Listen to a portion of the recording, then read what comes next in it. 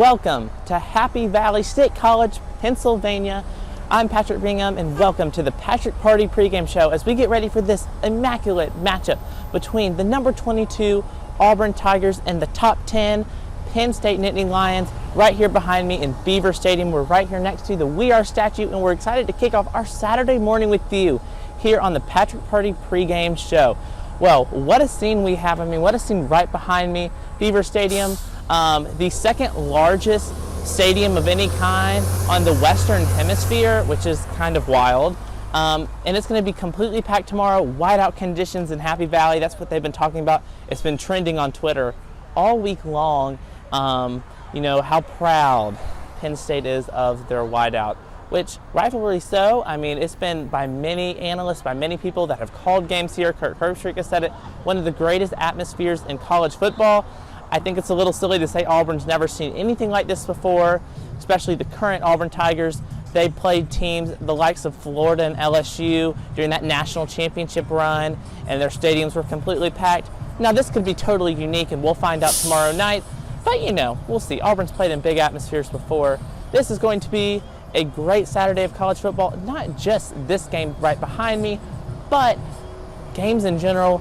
Alabama, Florida is another big one. That one will be on SEC on CBS, and we'll go through all of them in our Saturday slate. We're just excited you're joined here with us as we count you down to kick off here on the Patrick Party Pregame Show on a variety of platforms. So thanks for joining us.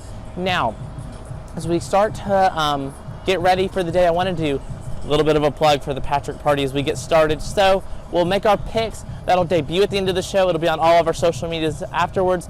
After the game, we'll have a podcast coming out Sunday, Monday time-ish, breaking down the matchup, and there might be even more on patrickparty.com. So just FYI, that's where we'll be. Hey, you can follow us on Twitter and certainly be ready to go here on the Patrick Party. We'll have updates all throughout the day. But we're going to go ahead and get into the bulk of our show today. First half Saturday slate, we're going to break down all of the matchups of college football. And then we're going to spend the second half of the show mostly talking and previewing this Auburn-Penn State game, which has had national storylines. I mean, College Game Day is at Old Main, just down the road. And, I mean, Kirk and Chris Fowler, Holly Rowe will all be here for ABC Saturday Night Football. But let's go ahead and get started. The big noon game on Fox is Oklahoma and Nebraska. Old traditional rivalry, but they haven't played in a while. Nebraska actually tried to get out of this game.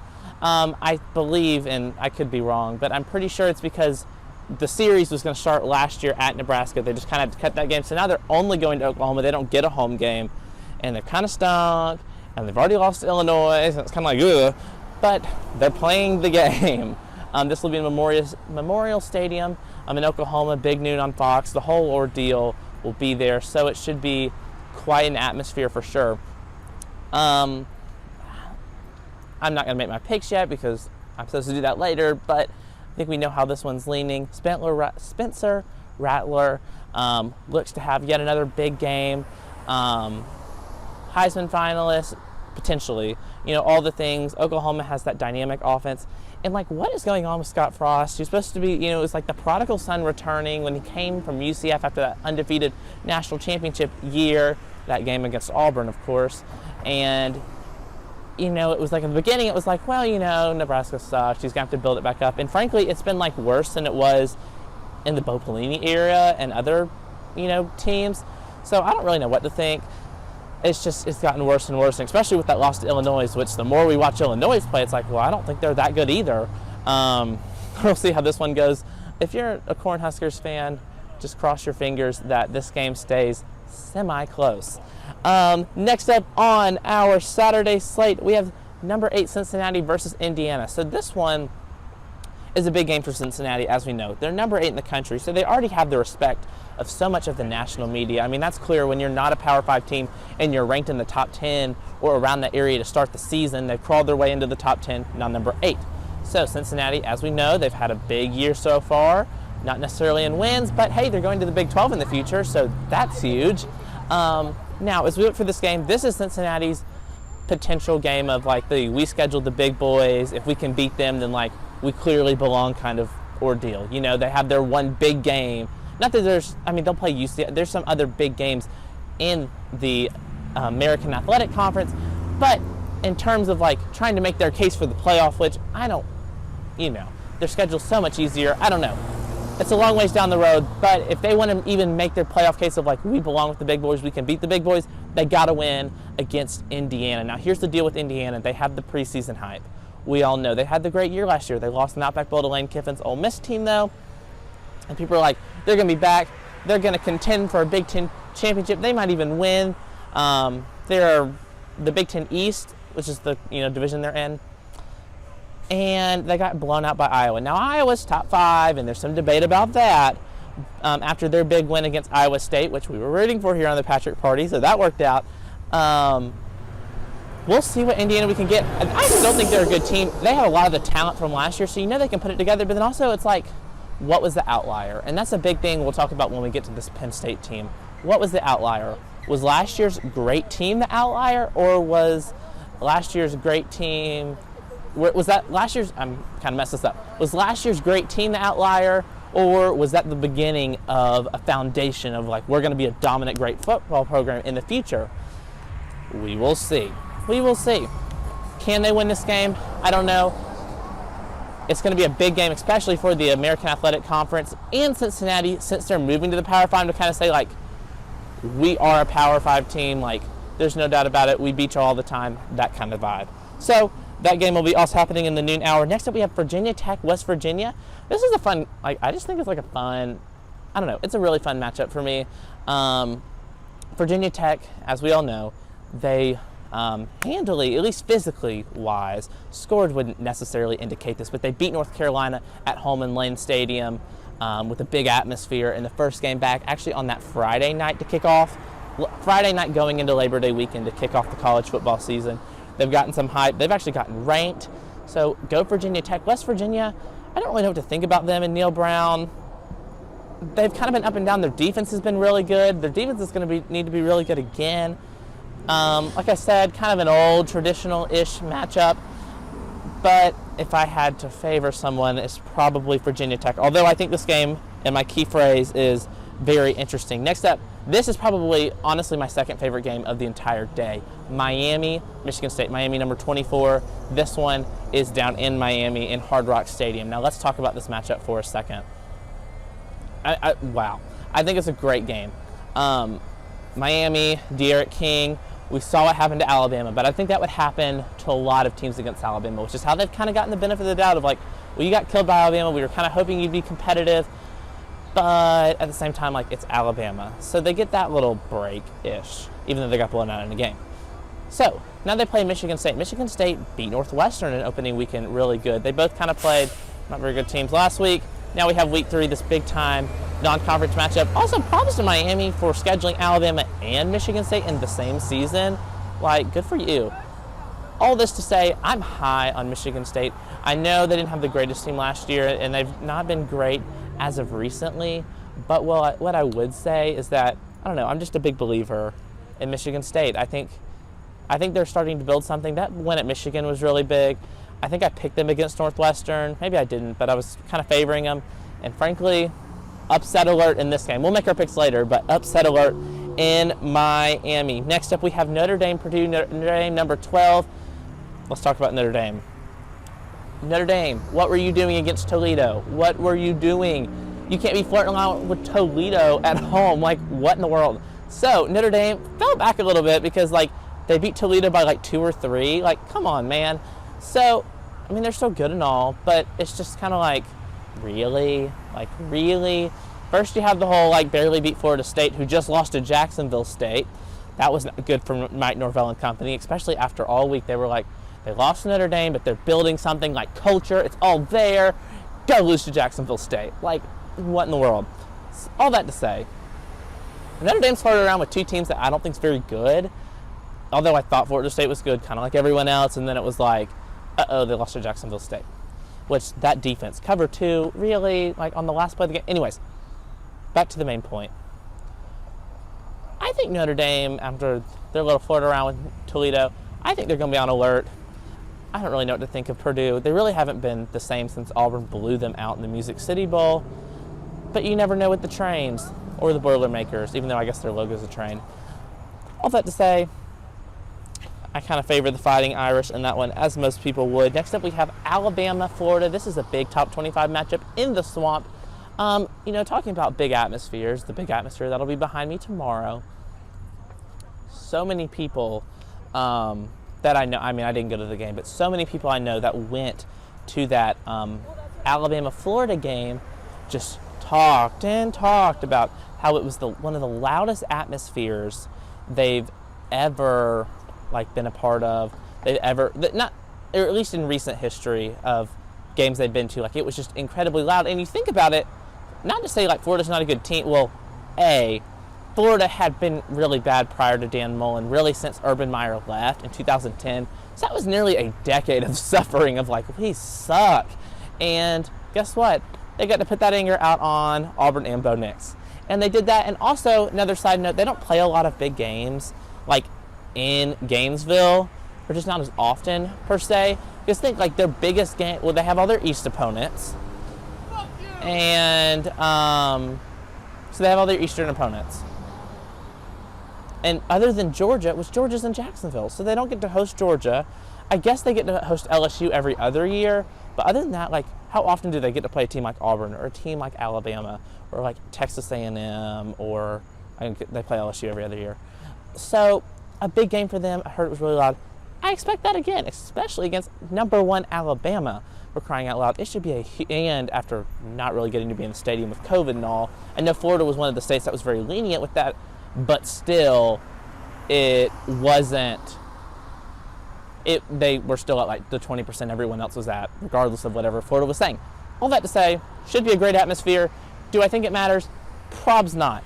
Alabama and Bryce Young have looked great now, albeit against Miami. Although people have felt really good about Miami's defense. I mean, they just torched them, and then they played Mercer last week, and that didn't really matter. What does that matter? Literally nothing. It's Mercer. Most teams could beat Mercer. Sorry, Mercer. So, with that being said, Alabama's 14-point favorite.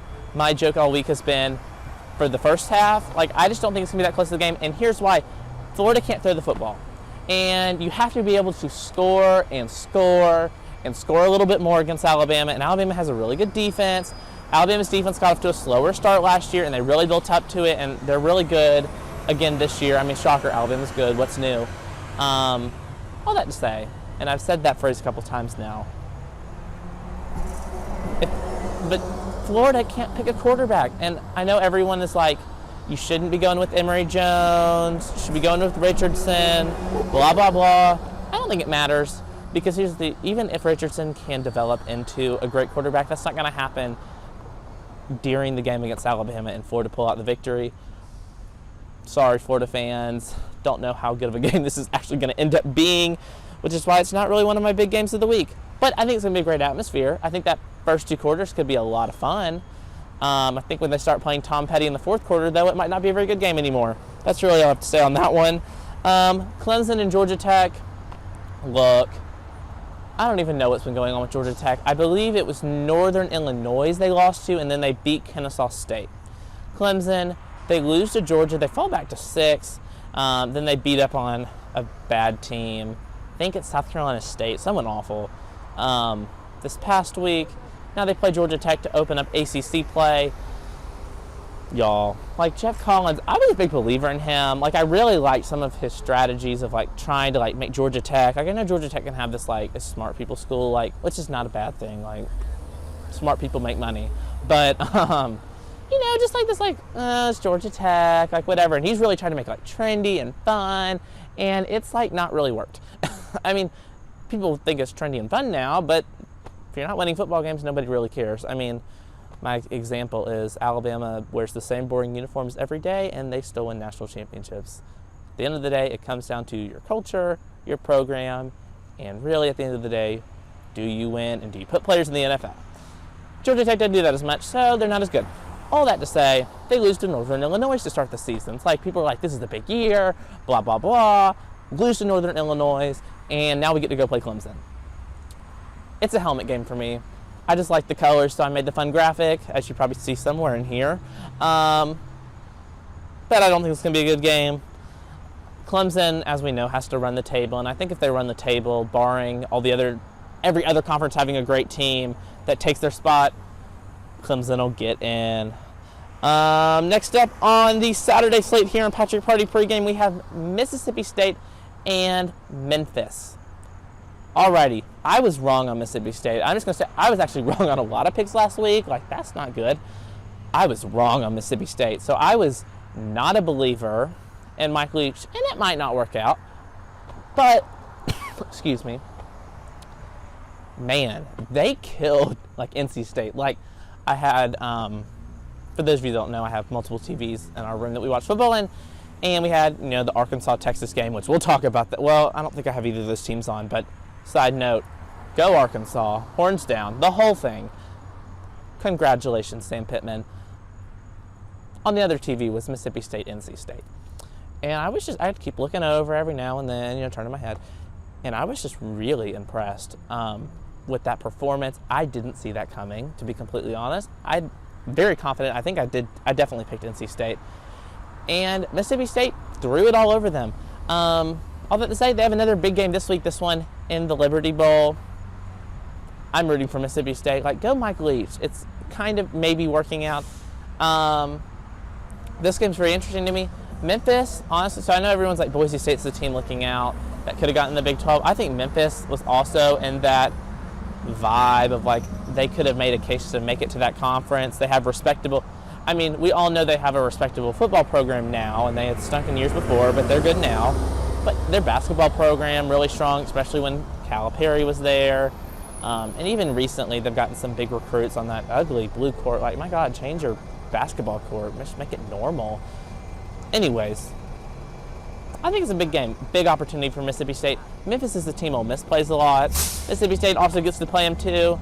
And we'll be ringing our cowbells, cheering them on here on the Patrick Party Pregame Show. Georgia and South Carolina. Georgia killed UAB. And, I mean, we all thought Georgia would win by 20-plus points against UAB. But, like Bill Clark, very proud of his program, as you should be. And he kind of made, I mean, I didn't really appreciate the way he necessarily handled himself after, like, the whole Auburn. Like, he acted like Auburn interviewed him, but then or offered him the job. And then, like, reports came out that they didn't. And then he tried to make it this whole, like, I'm staying at UAB. And then it was like, but Auburn didn't want it. I don't know. It was weird. I don't really know what happened, to be completely honest. I wasn't interviewing the guy. All that to say, his team got crushed against Georgia, which I thought was kind of funny.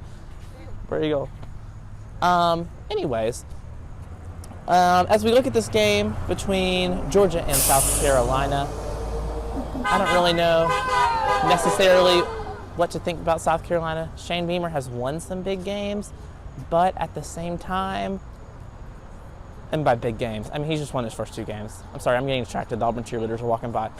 Anyways, Georgia, South Carolina. Where was my thought? South Carolina's going to get killed, and especially because 2 years ago, last time they were in the stadium, we all remember that upset, the shocking upset. I mean, Will Muschamp was taking some heads. Well, now Will Muschamp is at Georgia, which I think is also hilarious. But good for him at the same time. Shane Beamer, please win.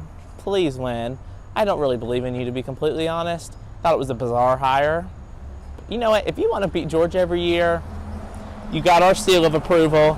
Alrighty, next up we have North Carolina, Virginia. North Carolina, they played somebody bad last week, and it might have been the Charlotte 49ers, but that could be totally made up.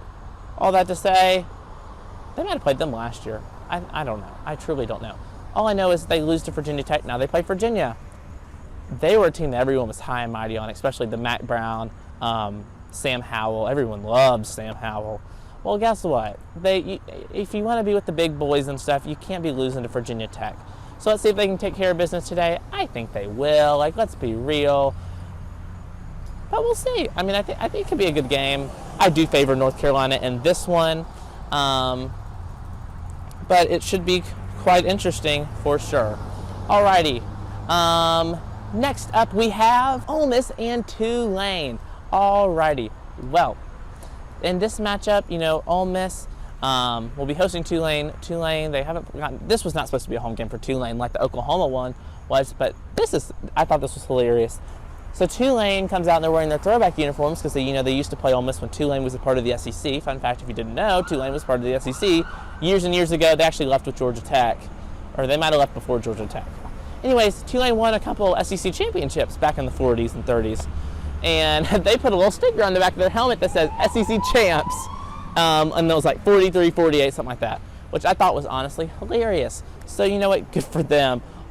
I think they were actually very good, and this is, I think, the reason people are kind of looking at this game is because people were like, oh, well, they gave Oklahoma such a fight. Ole Miss isn't as good as Oklahoma. This one could be fun to watch.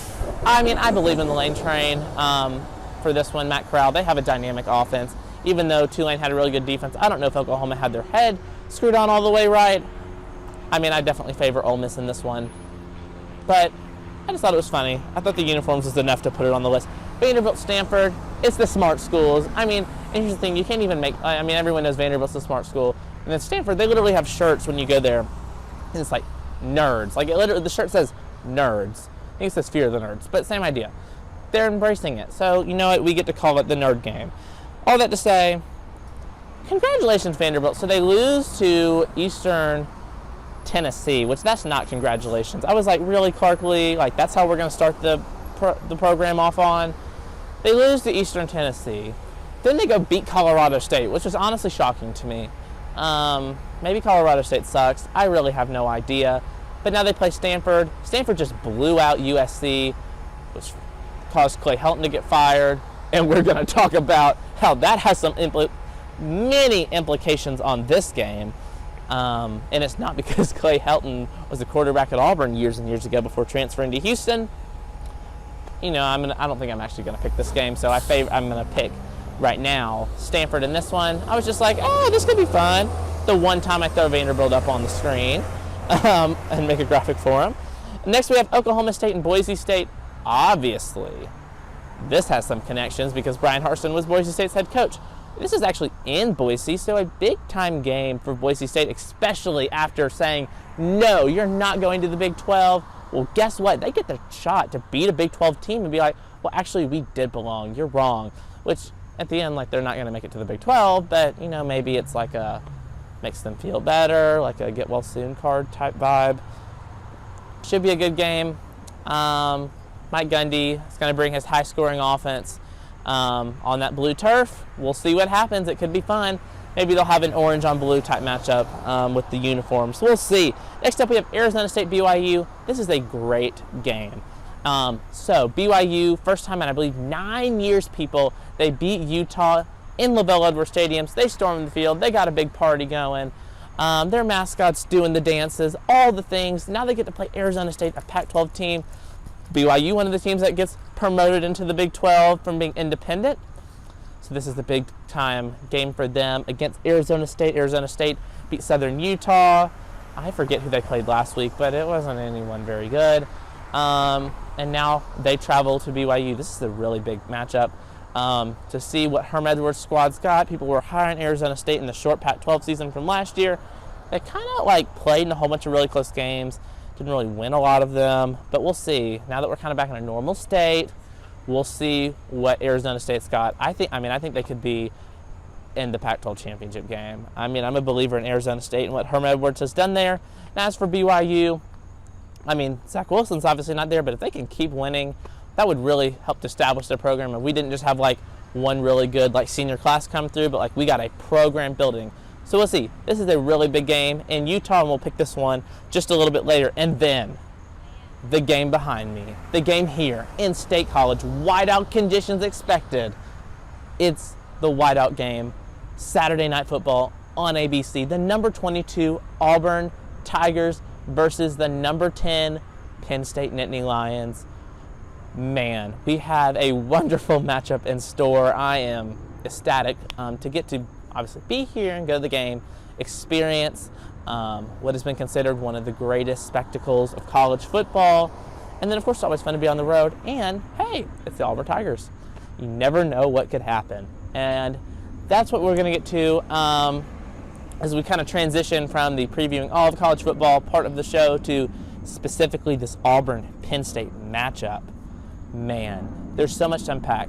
I think first we're going to go ahead and go into our player profiles. We're going to do both the quarterbacks and the running backs, and then we'll kind of go from there. Let's go ahead and get started with the quarterbacks. We'll start with Bo Nix for Auburn. We all know how he struggled on the road. It's no secret that many people are not a believer in him, and this is his chance to change the narrative. And that's really my big thing, is everyone's like, well, when he played at Florida, he actually played pretty okay at LSU, but when he played at Georgia last year and played at Alabama, he struggles on the road against good teams, against ranked teams for that matter. This is his chance to change that perception. This is really the debut of the Bryan Harsin offense, of the Mike Bobo offense. This is really Auburn's coming out party to some extent for this football program. Now under Bryan Harsin, Auburn very vanilla, as expected. I don't say they didn't have a game plan against Akron and Alabama State, but they kind of ran what they wanted to practice what they needed to, and they really get to throw all the cards on the deck in this game. Bo Nix, the turnover battle is going to be crucial in this game for both teams, and we'll get to Sean Clifford in a second. But I really think the team that turns it over the least will win. Auburn, I mean, it's going to be loud. Everyone knows. Communication is going to be so big. But I really think it's going to come down to all phases of the offense if you think about it. We know, and we're going to talk about the running backs, and I feel good about Tank. We all do. If that offensive line can block for Bo, and then can those young wide receivers get open? One of the big problems with that Alabama State game was the drops. I mean, sure, Bo threw some bad balls on occasion, nearly threw an interception on that first drive, but there were so many drops. And that's just, it's the little mistakes, and that's what Bryan Harsin emphasized going into halftime before Auburn had. Honestly, a record-setting third quarter was we have to execute. We have to execute. You know, we can't have self-enforced penalties. And I think that's a big key for today's game. Today's game. Can Auburn avoid the self-penalties and, like, just the stupid false starts? I know it's a loud environment. It's going to be really hard. But Auburn, it's not going to be perfect. It's going to be a hard defense. Auburn's not going to score on every drive. Like, that's just the reality of the situation. Auburn's not going to probably score on a lot of the drives because Penn State has a really good defense. And one of the big things is Penn State's front seven is, I mean, honestly, elite could be a word you could almost throw out for them. And it's going to be crucial for the offensive line to talk to each other, for Bo to be able to communicate and really communicate without sound because it's going to be so loud. All that to say, he can change the narrative. We can really start, not a new era or a new stride of Auburn football, but, you know, like really just change the narrative around like Auburn doesn't win big games on the road. It's been a minute since Auburn won a top 25 battle on the Big Road. I think it's been since the Kansas State game in 2014. I'm a big believer in Bo Nix. I'm not against him or anything, but he's going to have to improve based off of what he's done at other top 25 big, stadiums, the whole thing on the road. All that to say, the person I do believe in is Tank Bigsby. We're going to go ahead and do the Auburn, then we'll do the Penn State side. Man, this is the chance for him. This is the chance for them, for him, Tank Bigsby, to have a big performance in front of a national stage. A lot of that's going to come down to, he could kind of do whatever he wants, especially against Akron, for say. He was able to really just do whatever he wanted against the Zips. Penn State, he's going to really have to work for it, but he's one of the best running backs in the game. A lot like Noah Cain as we transition to Penn State. He's had the running attack's going to be crucial for Sean Clifford to really bounce between. Penn State wants to have explosive plays, but they can't set up the explosive plays without the run game. And, I've always said football is won at the line of scrimmage, and if you can run the football and stop the run, that's going to be so crucial for this game. So we look to Sean Clifford now, our final player profile. Let's go a little bit deeper here as we look at the 2020 season for Penn State. They got off to that 0-5 start, finished on a 4-game winning streak with a 4-5 season. So he really struggled in the beginning with turning the ball over, throwing the ball when he didn't need to. Kind of a lot like Bo Nix in the sense that they both started in 2019, kind of for the first time. He was a redshirt sophomore, so He's following up Trace McSorley, not easy. Bo Nix following up Jarrett Stidham, who was one of the more successful quarterbacks at Auburn, so not easy. Both had pretty good freshman years. Kind of a balance between like freshman mistakes, but other things. But it's like he's a freshman, first time starting, it's whatever.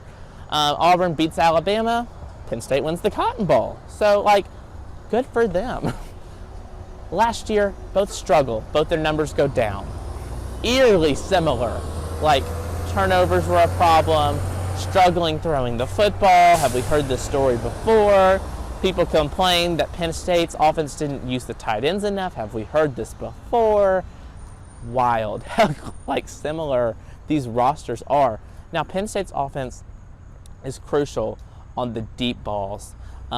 Big thing is and that's kind of what Derek Mason's defense is built to stop, is the deep plays. Auburn actually percentage-wise has given up in these first two games, based on like the season total percentage of last year, more catches. But they mean catches for less yards, and Auburn actually is in the top 10 in the nation in not allowing plays of 20-plus yards or further. And so it's kind of one of those bend, don't break mentalities when it comes to Derek Mason's defense.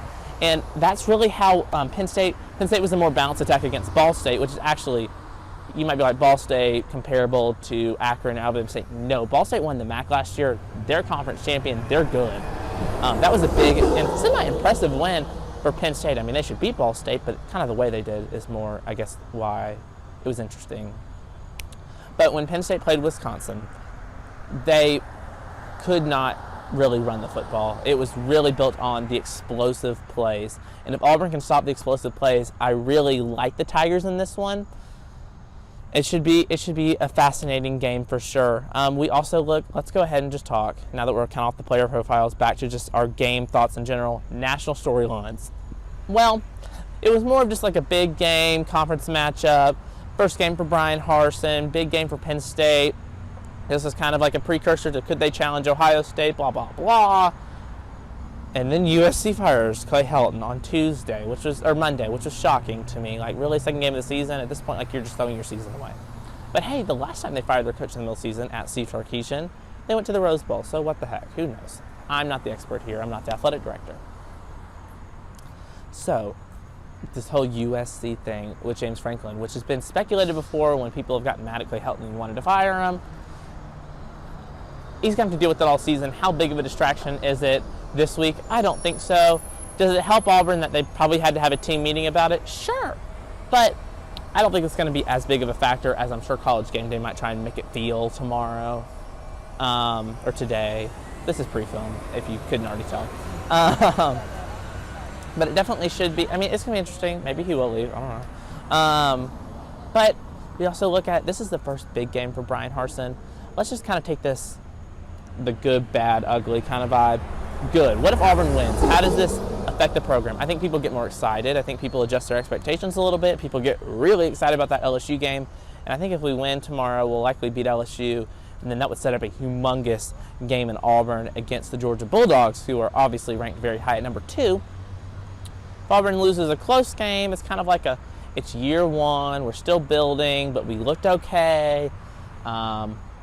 We still got a chance to beat some other teams this year, but it's year one. We're just trying to still build this thing. But if Auburn gets blown out, I think people start to panic.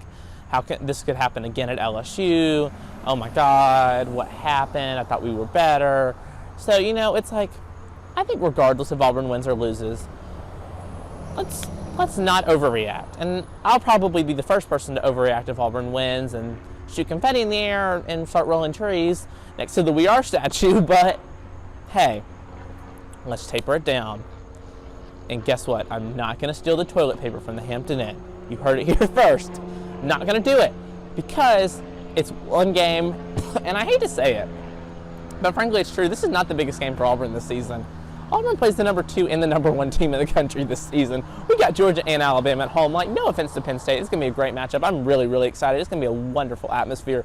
This is the 3rd best game on Auburn's schedule, and it's kind of hilarious and also kind of depressing for an Auburn fan. Like, oh my God, we still have to play the number 2 and number 1 team in the country. All that to say, keys to the game. Keys to the game. As we start to semi-wrap up, I have no idea what time it is.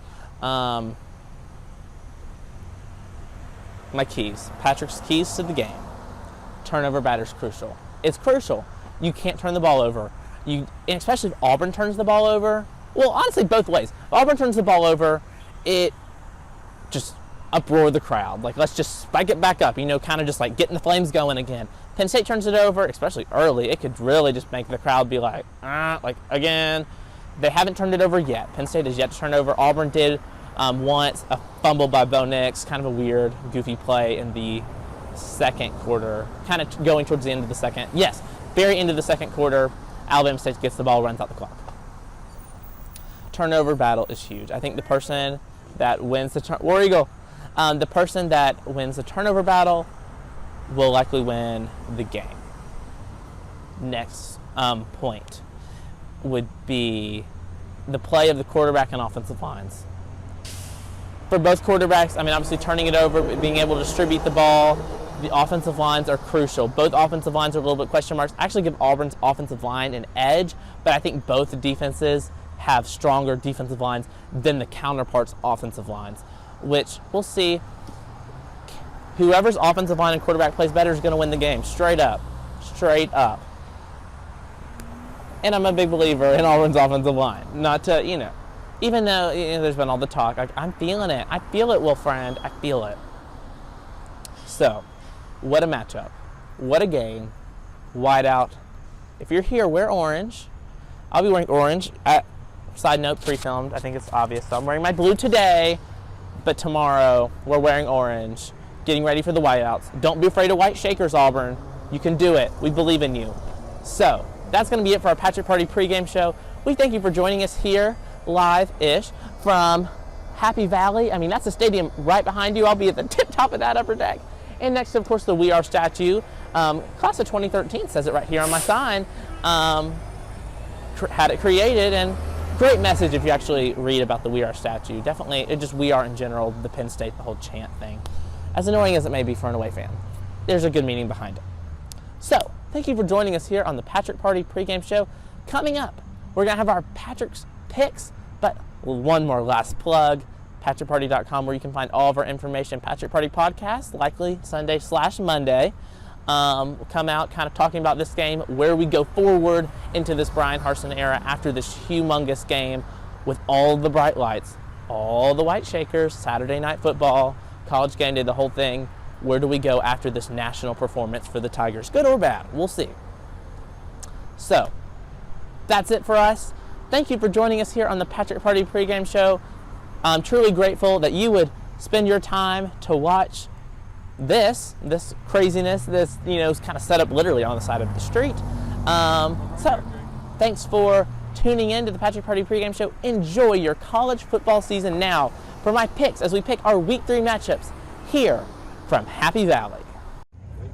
Welcome to the Patrick Party here from Happy Valley, University Park, State College, whatever it's called. We're excited you're here with us as we preview this Auburn-Penn State matchup here. Game day is actually right over there, but let's go ahead and get into the other games first. We have Oklahoma-Nebraska, old traditional rivalry game. Haven't played as of late, kind of sad. Nebraska sucked. I like Oklahoma in that one. Next up, we have Virginia Tech versus West Virginia. Another semi-old-ish rivalry.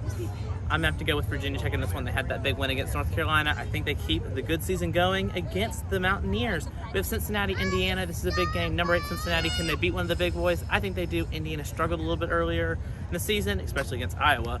I like Cincinnati and that one. Then we have Alabama, Florida, the biggest game of the day. SEC versus SEC-wise. They both start their conference play. Big game in the Swamp. I think the atmosphere is going to be wonderful, comparable to the whiteout. But I like the Crimson Tide, actually pretty big in that one. Mississippi State, Memphis. Mississippi State beat NC State, kind of a surprise. I like the Bulldogs again on the road in the Liberty Bowl against Memphis. Next up, we have Oklahoma State, Boise State, another big game. I'm going to go with Oklahoma State, though, on the road in Boise in a big win. Arizona State, BYU, one of my favorite games of the day. I like Arizona State in this one. BYU had that emotional win against Utah, first time in, I believe, 9 years. I like Arizona State in the upset in Lavelle Edwards Stadium. Then we have Miami, Michigan State. Honestly, one of my favorite games of the day. I like the upset in this one. Michigan State beats Miami down in Hard Rock Stadium. And then Auburn, Penn State, whiteout conditions. Auburn 22, Penn State 10. all the storylines that have gone into this one, the extra storylines with the James Franklin USC stuff. All in all, I think it's going to come down to the team that has the best offensive line / quarterback play, whoever wins the turnover battle, and then is just able to effectively run the ball and stop the run. If Auburn's defense especially could stop, Penn State thrives off of the big plays. Auburn's defense, which is designed to, in Darren Mason's new scheme, to do that. I like the Tigers in this one. And with that, I do like the Tigers in this one. I think Auburn can get the big win against a top 10 team here in Happy Valley. Alrighty, that's going to do it here for the Patrick Party in front of Old Main, Penn State's version of Sanford Hall, right here with the game day set. Thanks for joining us. Have a great college football Saturday.